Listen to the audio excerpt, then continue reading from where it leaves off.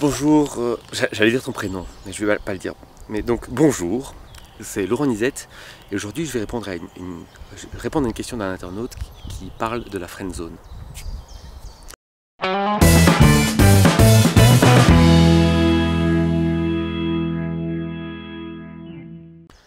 Donc la friend zone, qu'est-ce que c'est hein, pour ceux qui ont oublié ou quoi? La friend zone, c'est très simple. C'est quand vous connaissez quelqu'un et qu'il n'y a aucune ambiguïté sur l'attractivité intime.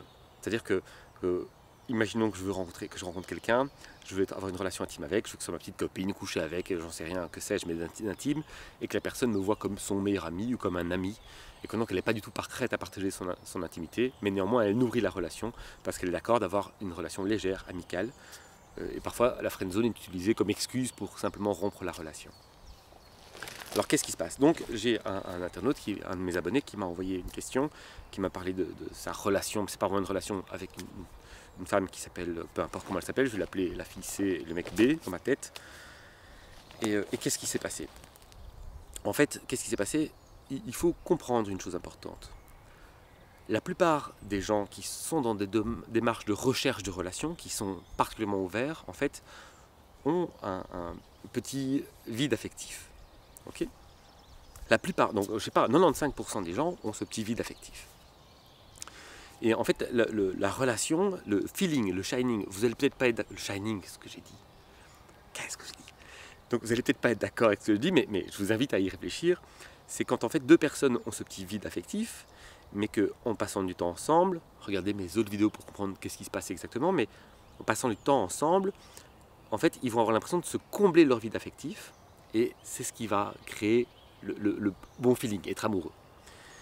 Et en fait, ce qui se passe en général, tout le monde est d'accord là-dessus, c'est qu'on tombe amoureux des gens qui ne nous aiment pas, qui ne sont pas amoureux de nous. C'est rare en fait les deux qui tombent amoureux en même temps. Pas rare pour tout le monde, mais c'est un autre sujet. Et ce qui se passe, c'est qu'en fait, mon abonné B a projeté un peu son affectif sur une fille.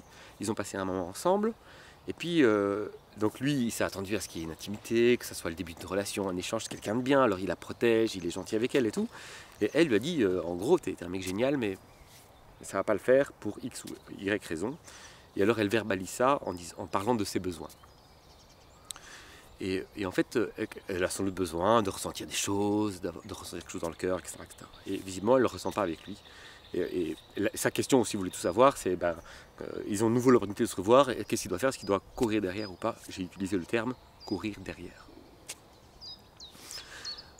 Donc, ce qui se passe, c'est que à partir du moment où quelqu'un n'a pas envie de voir, comment dire, s'il n'est pas en manque affectif avec vous, donc vous avez passé une première soirée et vous l'avez entièrement rassuré, et ben cette personne-là, elle ne va pas sentir qu'elle est amoureuse, elle va se retourner et partir. Et vous inventez une histoire en disant que vous êtes génial, elle le pense vraiment, vous avez été top, mais elle ne ressent pas cette ambition de créer quelque chose avec vous. Et si elle est plus cérébrale, c'est très à la mode aujourd'hui, hein, si elle est un peu plus cérébrale, un peu plus à l'écoute de ses besoins, avec des gros guillemets, parce que c'est un peu plutôt une blague et un autre plus dans le fait de se comprendre. Mais donc cette personne va verbaliser ça en disant, tu comprends, ta manière d'agir dans la case B32 ne correspond pas à ma manière d'agir dans la A37, et donc c'est pas possible. Parce que ces personnes vont verbaliser, c'est très à la mode. Donc aujourd'hui, on se sent obligé de trouver une explication qui n'a aucun sens, parce que quand vous avez une relation avec quelqu'un, normalement ce qui vous sépare, c'est des faits graves, c'est des trahisons, c'est des vrais problèmes, c'est pas un détail comme ça. Le principe de la relation, c'est d'accepter l'autre comme il est, l'autre nous accepte comme on est, et donc bien sûr qu'il y aura des défauts. Quand mon cher abonné a reçu le message de cette fille, le message de cette fille n'a aucun sens, parce qu'en fait, cette fille doit comprendre, et elle ne le comprendra pas dans la situation, qu'il est normal que son prétendant ne soit pas parfait, ne soit pas comme elle le veut. C'est normal, et en fait la démarche d'amour, c'est l'accepter comme ça, l'accepter avec ses différences. Et pourquoi est-ce qu'elle ne le fera pas? C'est parce que ce qu'elle a dit est une excuse. En réalité, elle n'a pas mal au cœur. Et donc elle ne se sent pas amoureuse. Si elle se sentait amoureuse, et là on est tous d'accord sur ce point, quel que soit le mec, peu importe ce qu'il aurait fait et ce qu'il n'aurait pas convenu, elle aurait sauté dans ses bras. Malheureusement. Parce que quand on confond l'amour et ce mal au cœur, la relation est très vite obsessionnelle. Elle est très vite obsessionnelle, ça devient très vite une obsession, même une addiction.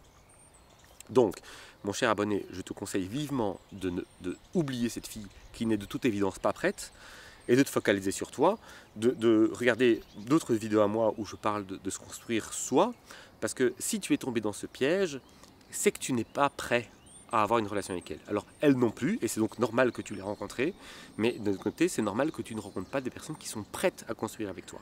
Donc, quand on est dans une situation de friendzonage, si vous êtes tout le temps friendzoné, c'est parce que vous n'êtes pas assez dans vous êtes pas assez masculin, les hommes, pas assez féminine les femmes peut-être, mais vous êtes trop dans le pouponnage et pas assez dans la virilité bienveillante. C'est-à-dire que si mon fils fait une bêtise, je vais être son père, et donc je vais lui dire, voilà, tu as fait une bêtise, je te punis, il n'y a rien d'affectif, je ne suis pas fâché, je ne mets pas en colère, je t'aime, mais je te punis.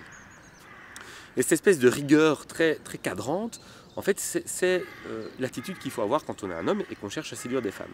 Et je parle d'un notre cher, c'est plutôt les hommes qui sont confrontés à ça par les messages que je reçois, donc c'est pour ça que je parle au non masculin, mais donc reviens dans ce que tu es vraiment.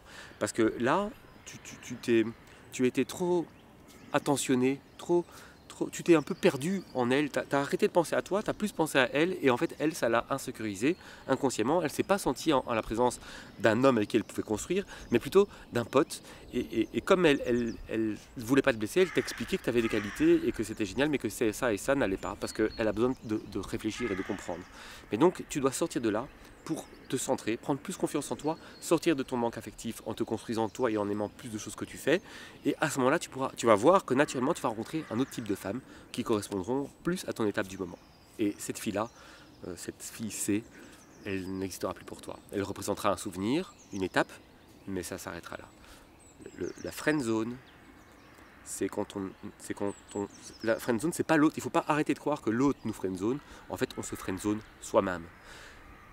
Je vais donner pour les courageux qui ont regardé cette vidéo jusqu'à la fin, je vais donner un tuyau incroyable, mais incroyable, j'en souris à l'avance.